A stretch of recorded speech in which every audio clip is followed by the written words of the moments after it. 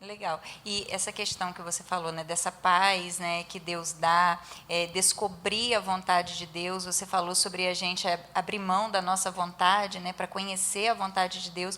Quando a gente se dispõe a isso, a gente está aberto de maneira muito voluntária para Deus e vulnerável a Ele. Ele traz para a gente essa paz, quando a gente abre mão da nossa vontade, né? E eu queria falar um pouquinho aqui, a gente falar um pouquinho sobre essas testificações que a gente tem de Deus, né? E como Raquel falou, um profeta vai chegar aqui, vai falar e tal. E eu falo, né, por exemplo, no meu relacionamento com o Jonelis, quando a gente começou a se conhecer, a primeira coisa que eu fiz, né, eu sempre tive um relacionamento mais aberto de conversar e tal com a minha mãe. A primeira coisa que eu fiz foi passar Jonelis no crivo da minha mãe. Falei, mãe, aquele fulaninho ali, ó, aquele carinha ali, tá meio que me dando moral. Fala a verdade, aquele magrelinho, bonitinho ali, ele tá me dando maior moral. Eu devia ter trazido aqui bonitinho. A foto de Jonelis há uns 13 anos atrás. Eu sempre falo que eu sou a mulher de Hebreus 11, uma mulher de fé. Porque se tem gente que fala que meu marido é feio hoje, está enganado. Meu marido é lindo hoje. Tá comparando com antes, né? Dizem que ele Mas eu orou melhorei muito, né? Dizem que eu estava em pecado. Não estava não. E isso que eu estou falando, né, da questão desses portais de bênção, né, e conhecer a testificação da vontade de Deus. Eu vejo que é muito importante a gente procurar conhecer o olhar dos nossos pais, né, sobre aquele que a gente pensa que vai ser o nosso namorado ou namorada, para, né, projetar um casamento.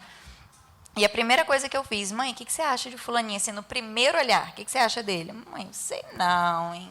Sei lá. Eu não julgo sua mãe. E tal. Eu falei assim, mãe, por quê? Sei lá.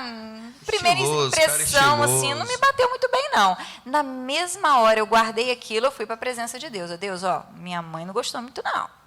E como é que é o negócio, né? Eu tô aqui, se minha mãe disser que não, é não. Né, porque eu entendo que, né, e nós entendemos isso, eu sei que vocês também entendem, que os nossos pais, eles são autoridade de Deus sobre a nossa vida em primeira instância. Nasci, cheguei, né, no mundo. Meus pais são aqueles que vão ser boca de Deus na minha vida. Então, aí você fala, mas meu pai não é crente, minha mãe não é crente. Não importa, cara. Deus deu autoridade sobre a sua vida quando você foi gerado por eles. Então, eles são autoridade sobre a sua vida. E se meu pai e minha mãe estão com a visão errada, eles vão prestar conta disso a Deus. Você tem que querer obedecer a Deus e se submeter à liderança deles, né, sobre a sua vida. E aí eu comecei, né, a falar com Deus e aguardar, e fui assim, tentando conhecer mais Jonelis. A gente começou a se comunicar mais, porque a gente não tinha relacionamento. Né? Ele me notou, e aí eu comecei a prestar atenção. Quem é esse carinha e tal? Eu olhei, é namorável, vamos ver e tal. E comecei a conhecer. E nisso que eu ia, toda informação que eu tinha de Jonelis, eu ia lá e conversava com a minha mãe. Mãe, olha, a gente conversou hoje, foi sobre isso e tal. Mãe, ele falou não sei o quê. Mãe, a gente foi lanchar e tal. E eu sempre trocando ideia com a minha mãe. Até que eu me lembro exatamente desse dia. Eu estava conversando com a minha mãe, a gente estava assistindo até um DVD e tal, e eu falei assim, mãe, e Jonelis, o que você acha? Qual é o seu olhar hoje sobre ele? Aí minha mãe falou assim, parece ser um rapaz de Deus. Eu falei, então, se eu fosse namorar ele, você aceitaria? Você aprovaria? Aprovaria. Eu falei, Deus, agora eu posso dar mais um passo. Então, eu acho muito importante a gente ter esse olhar, né? A gente fala, eu e o Jonelis, né, como pastores, a gente não é voz determinante sobre a vida de ninguém, mas a gente conhece, né, as pessoas, a gente caminhou um pouco mais, a gente lida com gente. Eu acho que ouvir também a opinião daqueles que são seus líderes hoje na sua igreja, isso também é muito importante, né, porque ele pode trazer um olhar que talvez você não está tendo, ele pode ter informações privilegiadas que talvez você não tenha. Né? Embora ele não vá dizer, mas ele pode jogar a letra, pode ir, não, segura a onda, né? Na verdade, às vezes a gente pode ser até bem sincero, né? Eu costumo ser bem sincero. Algumas pessoas até falam assim, acho que você não tem que perguntar ao seu líder, você não tem que perguntar ao seu pastor, os seus pais abençoando é o suficiente. Eu não vejo isso como suficiente. Como o texto falou, tem alguns pastores até que acabam falando isso de púlpito, né? Tipo assim, a gente não é Deus, a gente não é a voz de Deus assim, nesse momento determinante na sua vida. Mas a gente pode dar alguns toques e falar algumas realidades para vocês que, de repente, vocês não saibam. E a gente está ciente. Exemplo, eu sou meio louco. Eu já tive uma situação de uma menina muito de Deus, que os pais já tinham abençoado, estava tudo certo para namorar. Ela veio perguntar a minha opinião. E eu falei para ela, se eu fosse você, ou se você fosse minha filha, eu não abençoaria o seu namoro. E ela me perguntou, por quê? Eu falei, porque ele é vagabundo. Ela, como assim, pastor? Pesado, vagabundo? Eu falei, o cara com a idade que ele tem, não trabalha, não estuda, não faz um curso, não faz nada, ele é vagabundo. Você vai namorar com um cara desse? Você já está na sua faculdade, está quase terminando a faculdade, e o cara não está nem aí para a vida, você quer namorar? Então, uma leitura que às vezes os pais olham, que menino arrumadinho, bonitinho, tem que ter a questão, é um cara de Deus, é um cara abençoado, mas tem também para você saber assim, o que esse cara quer profissionalmente? Ele quer trabalhar, ele vai ser o homem da casa, o sacerdote da casa? Então, até para as meninas que estão assistindo, isso é importante você olhar, não é só o contexto de uma pessoa de família, e de uma pessoa, tipo assim, que na igreja aparentemente parece ter uma vida espiritual top e parece ser um menino ou uma menina de Deus, mas tem que saber também profissionalmente o que ele quer, o que ele pensa da vida. Eu creio que vocês viveram isso também, né? E às vezes quem está dentro da situação, a menina, por exemplo, já está apaixonada, não consegue enxergar certas coisas. E às vezes os líderes, os pais, não, aquilo ali é meio complicado. Olha para isso, enxerga isso. E aí é uma questão que quem está apaixonado, quem está envolvido na situação, não consegue enxergar muitas vezes defeitos, né? As questões mais complexas. Por isso que é bom você ter uma amizade antes também, para já ir sabendo essas coisas, conhecendo, entendeu? É verdade. Eu acho que tudo isso são testificações que Deus vai dando, né? Então, se você coloca isso diante de Deus e surge uma coisa para você de repente, que diverge daquilo que você já estava querendo, vale a pena colocar isso diante de Deus e analisar. Deus está me respondendo? Está falando sobre isso comigo? Não. Uma coisa que eu lembrei aqui, que eu e Isabelle passamos por isso, é a gente se conhecer antes de conhecer outra pessoa. É a gente saber aquilo que a gente admira numa outra pessoa, aquilo que a gente suporta, aquilo que a gente não suporta. Nós duas juntas passamos até por uma situação que muitos vão julgar, mas nós duas escrevemos uma listinha. Eu também fiz. Eu tenho até hoje meu caderninho amarelo. Uma listinha, eu tenho. E não foi uma listinha tipo assim, eu quero que ele tenha olhos verdes, eu quero que ele seja assim ou assado. Mas foram questões não até para... cartinha. Mas Deus me honrou. Deus ouviu minhas orações. Mas é uma questão da gente... Principalmente quando você tem uma coisa escrita ali, é como se você te ajudasse a lembrar. Você não esquece daquilo que está ali, então você está sempre olhando. E para você manter o foco, porque às vezes aparece na sua vida uma pessoa que, tipo assim, você acha bonitinho, que te agrada, mas quando você olha para as questões que você almeja, a pessoa não faz parte daquilo. Então é muito interessante. A gente passou por isso. E a gente colocou questões ali, por exemplo, de caráter, questões relacionadas a Deus, a nosso propósito, não coisas fúteis, mas coisas realmente que importavam para a gente, que a gente não namoraria uma pessoa que não tivesse dentro daquilo ali, em relação a caráter, em relação a Deus, em relação a propósito. A família. A família, exatamente. Eu também fiz essa listinha, né? E essa questão, né, que você está falando, a gente olhar para essa lista e a gente ter disposição para honrar a nossa palavra diante de Deus também, né? Eu, quando fiz a minha lista, eu coloquei lá várias características, né, que eu queria no meu marido, e no final da lista eu botei assim: Deus, se existe alguma característica que o Senhor deseja colocar ou retirar, que o Senhor fale comigo. E quando eu comecei a conhecer Jonelis, eu fui, né, intencional. Eu fui observando cada pontinho daquela lista, mas eu fui procurando conhecer, né, nele, né. E quando eu olhava para a lista, caraca, isso aqui, ok, isso aqui, ok, isso aqui, ok. Cara, então dá para ir. Bem pra caramba, hein? No meu caso, assim, no nosso caso, na verdade, não foi uma lista, tipo assim, de ficar, né, olhando e comparando. Eu fiz uma intenção de uma carta mesmo. Eu acho que Deus, Deus, ele é pai, né? Ele se importa. Ele tá vendo a gente, ele tá vendo o nosso coração, ele quer cuidar da gente. Então, quando a gente fez isso, a gente fez até na mesma época, eu fiz como se fosse uma oração mesmo minha, sabe? Eu escrevi como se não, Deus, ele estava lendo aquilo que eu fiz. Eu fiz uma oração mesmo, mas uma coisa eterna, tanto para eu me lembrar daquilo que eu escrevi, quanto para eu entregar diante de Deus aquilo que eu confiava nas mãos dele, né? E não era o que ela falou, não eram características físicas, eram princípios, sabe? Eram valores, princípios que eu queria em alguém. E é o que eu falei, Deus, ele é onisciente, só que uma vez que a gente se entrega nesse lugar de que, Deus, eu me coloco para viver a tua vontade na minha vida, sabe? Eu não busco alguém que, sei lá, seja isso e aquilo, e, sabe, aquelas coisas superficiais. Eu busco alguém que coloque o Senhor no centro da vontade de tudo, sabe? Que a gente viva no centro da vontade de tudo. Então, quando a gente se coloca em um lugar onde Deus, ele é o principal na nossa vida, e a gente mostra ele que a gente reconhece isso, ele faz o resto, né? Então, assim, o que está lá realmente se cumpriu, e se cumpriu de uma forma porque eu me entreguei, entendeu? E eu acho que aquilo foi uma...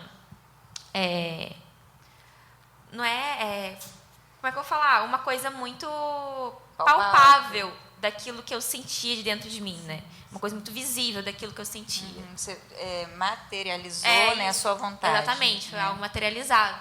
Legal. Agora, falando já assim do início do namoro, né, enfim, como que vocês vivem, né, essa questão desse tempo junto, da intimidade, do relacionamento? Eu vejo a galera muito querendo saber o que pode e o que não pode no relacionamento, né?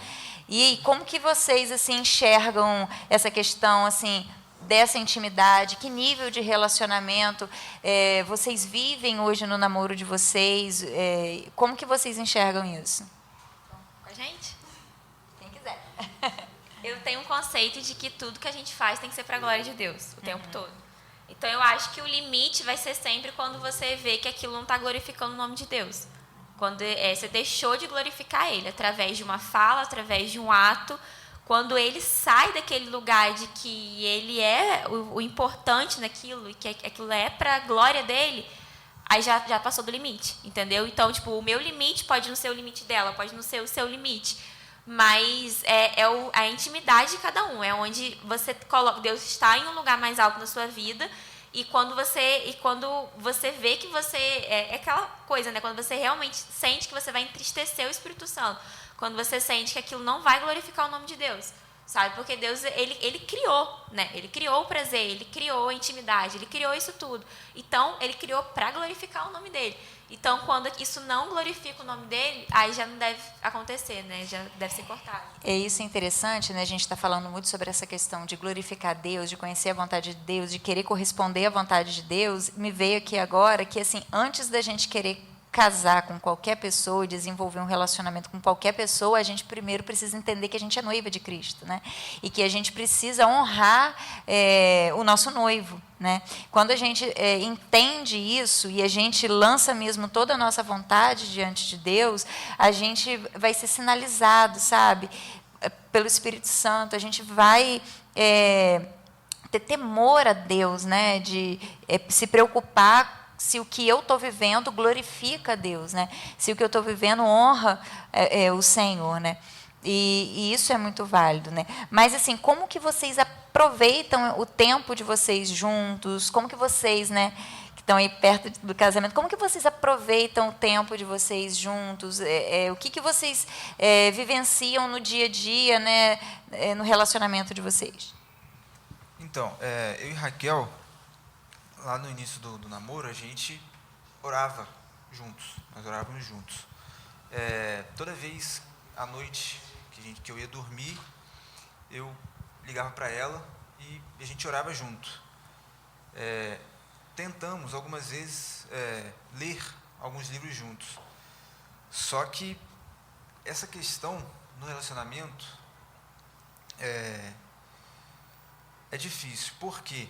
Às vezes você quer ficar muito junto com a pessoa, às vezes aquilo ali não é tão prazeroso. Não é tão prazeroso. E você acaba buscando outras coisas e deixando isso de lado. Isso de lado. Por exemplo, você chega na casa da sua namorada. No caso, meu e dela aqui. Se eu não chegasse de primeira fosse ler um livro, orar e ler a Bíblia, se a gente deixasse para depois começar a conversar, a gente ia ver um filme, passava o tempo, deixa para amanhã, deixa para amanhã. Às vezes a gente conseguia ficar fazendo, mas sempre caía no esquecimento, entendeu? Mas nunca deixando de orar em casa, sabe, um pelo outro. Mas, e agora que a gente está prestes a casar, não tem tempo de não tem fazer tempo de nada. nada. Não tem tempo de nada. Só tem tempo de ver coisa pro casamento. Mas, mesma coisa, não deixando de orar e ler a Bíblia, sabe? Orar um pelo outro. Entendeu? Como que você vê, Raquel, hoje assim, hoje a gente tem muitas dificuldades, né? De repente você até aí depois Isabelle pode responder relacionado a isso, né? A gente como pastores também, a gente pega algumas situações, né? A gente sabe que nós somos feitos de carne, né? Então nós temos desejo, nós temos vontade, né? Então, tipo assim, no namoro a gente sente isso, né? Que o beijo liga todas as coisas, a intimidade, o carinho, né? Quem quiser que não sente nada é anjo, né? A gente está até namorando um anjo ou uma anja, né? Porque todos nós sentimos algumas coisas do nosso corpo, né? As questões até mesmo sexuais. Mas como que você acha, tipo assim, que uma mulher de Deus tem que se posicionar? Eu, particularmente, eu tenho a minha visão que a mulher é muito que dita a regra, né? O homem sempre é mais, geralmente é mais avançado, né?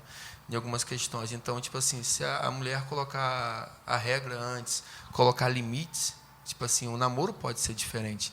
Como foi o namoro de vocês, assim, relacionado, assim, a essas questões? Se você puder compartilhar com a gente, assim, até mesmo de intimidade entre vocês, assim, no namoro mesmo, assim. Eu acho que é muito importante a gente frisar essas questões que você falou do desejo, da vontade. Isso tudo foi Deus que criou. Não é pecado, né? Exatamente, é completamente normal. Porque muitas vezes eu já passei, tipo assim, eu me crucificava, eu me sentia mal por eu sentir. E depois eu fui, cara, isso é uma coisa normal, isso é do ser humano, Deus que criou isso. Mas Ele criou para um propósito, para o tempo certo, para a hora certa. Então, a gente não tem que se sentir mal por sentir, mas a gente tem que fazer algo com aquilo que a gente sente. Então, muito dessa questão da gente se conhecer, conhecer nossos limites, como Isabelle falou, o limite dela não é o meu limite. Então, eu me conhecendo, eu vou saber impor limite para Davi. Eu sei até onde ele pode ir, eu sei até onde eu posso ir, e aí um vai ajudando o outro. Eu acho que não tem que partir só da mulher, não tem que ser uma responsabilidade somente da mulher, né? A gente estava conversando há poucas horas ali sobre esse assunto, e uma coisa assim que é algo que eu trago, né, comigo, nunca ouvi ninguém falar sobre isso, mas quando Deus ele cria, né, o homem e a mulher, Deus dá ao homem o papel de liderar, a responsabilidade de liderar. E quando a gente fala, né, sobre a liderança do homem, em todos os aspectos. Em Efésios 5, né, fala ali sobre o relacionamento, né, de homem e mulher, né, no casamento. E ali Deus fala, né, através do apóstolo Paulo, que o homem ele tem que amar a sua esposa como Cristo amou a igreja a ponto de se entregar por ela, né? Então, eu não consigo imaginar Cristo violando a igreja. Então, se o homem, um homem de Deus, ele toma esse princípio para a sua vida e tem temor a Deus, a menina não vai precisar colocar um limite, porque ele mesmo vai entender aonde que Deus estabelece o limite, né? Mas a gente sabe que a gente vive numa cultura predominantemente machista, né? Uma coisa que precisa ser quebrada, né? Onde o homem é o predador e a mulher é a presa. A verdade é essa. Tanto que, mesmo com todo o trabalho, né, que a gente vê na sociedade para o empoderamento feminino, ainda assim a gente vê em rodinhas de conversa, Jonelis mesmo, quantas vezes os meninos chegaram para ele para falar, fulaninha não dá para namorar para casar não, fulaninha não se valoriza. Aí quando você vai para um outro ambiente, né, de pessoas que não medem palavras para falar, fulana é cachorra, não, fulana é à toa, né? Então a gente vê que a mulher ela precisa, no contexto social que a gente vive hoje, ela precisa sim se valorizar. Ela precisa sim, né, colocar o limite. Por quê? Porque o homem ele é muito pelo libido, né? Pela questão sexual. A mulher já é mais, né? Questão emocional, emotiva. O cara quer conquistar a mulher, começa a elogiar, né? Falar palavras doces e tal. E o homem não. A menina quer, assim... ela quer atrair um homem, ela vai se produzir, ela vai, né, se colocar bonita, né, apresentável. Então, entendendo que o homem ele é mais para a questão sexual, né? O que ativa ele é a questão sexual, que a gente vive numa sociedade, né, corrompida pelo pecado e predominantemente machista. Nós mulheres a gente tem que saber colocar o limite mesmo. Embora o homem também tem que ter o temor a Deus e saber, né, o limite dele. No nosso relacionamento, engraçado que já tinha tido, né, uma vida sexual antes, né? Ele aceitou Jesus depois de um tempo de caminhada. E assim, eu tinha muita preocupação da gente não ultrapassar o limite, né? E uma coisa que eu sempre falo, né, a gente tem que andar longe do limite. As pessoas querem andar ali na linha do limite, sabe? Ai, não, até aqui eu posso ir, então dá para ir até aqui, né? A mão dá para passar até aqui, não, o beijo dá para ser até aqui. Cara, anda longe do limite. Se você andar longe do limite, eu e Jonelis, como ele já tinha uma vida sexual ativa antes de aceitar Jesus, né? Eu interrompia todos os nossos beijos. Todos os nossos beijos eram interrompidos. Olha a carinha dele. Mas era bem. Eu era chata e eu gostava de ser chata. Nós nunca namoramos sozinhos.